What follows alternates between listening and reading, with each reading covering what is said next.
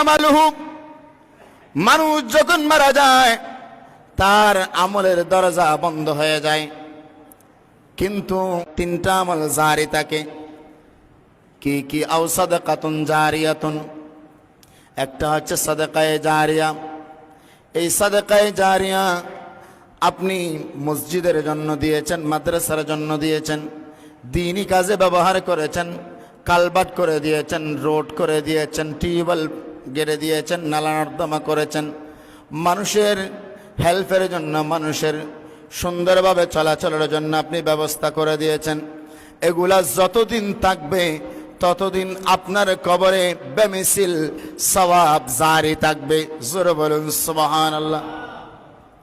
আও ইলমুন ইয়ানতাফিউ বিহি, এমন একটা এলম আপনি জমিনে রেখে গিয়েছেন, অথবা এমন একটা এলম শিখিয়ে গিয়েছেন, আপনি একজনকে কোরআন শিখিয়েছেন, অথবা কোরআন শেখার জন্য আপনি সাহায্য করেছেন, অথবা এমন একটা কিতাব আপনি লিখে গিয়েছেন যে কিতাবটা থেকে মানুষ ভবিষ্যতে উপকার লাভ করে, এমন একটা স্থান করে দিয়েছেন যেখানে মানুষ নামাজ পড়ে, একটা মাদ্রাসা করে দিয়েছেন যেখান থেকে তালেবুল ইলমরা পড়াশোনা করে শিক্ষিত হয়, একটা লাইব্রেরি করে দিয়েছেন এলাকার মধ্যে যেখান থেকে ছোট ছোট কচিকাচারা, তরুণ নৌজওয়ানরা বিভিন্ন ধর্মীয় ইসলামিক কিতাব পড়ে উপকৃত হয়।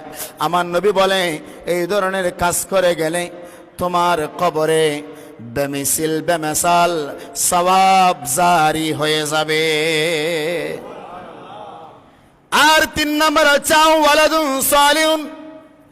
এ আমার উম্মত, তুমি তোমার সন্তানকে যদি আওলাদে সালেহ, পবিত্র সন্তান যদি বানিয়ে জমিনে রেখে যেতে পারো, তাহলে তোমার এই সন্তান তোমার জন্য নেজাতের উসিলা হবে। সুবহানাল্লাহ বলেন।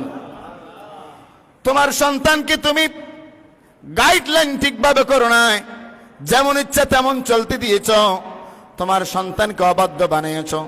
তোমার এই সন্তান মানুষকে কষ্ট দেয়, মানুষকে খুন করে, রাহাজানি করে, অন্যায় করে, সুদ ঘুষ খায়, অপরাধ করে, জুলুম করে, অত্যাচার করে, গরিব দুঃখীদের উপরে ছুরি চালায়। তোমার এই সন্তান অবৈধ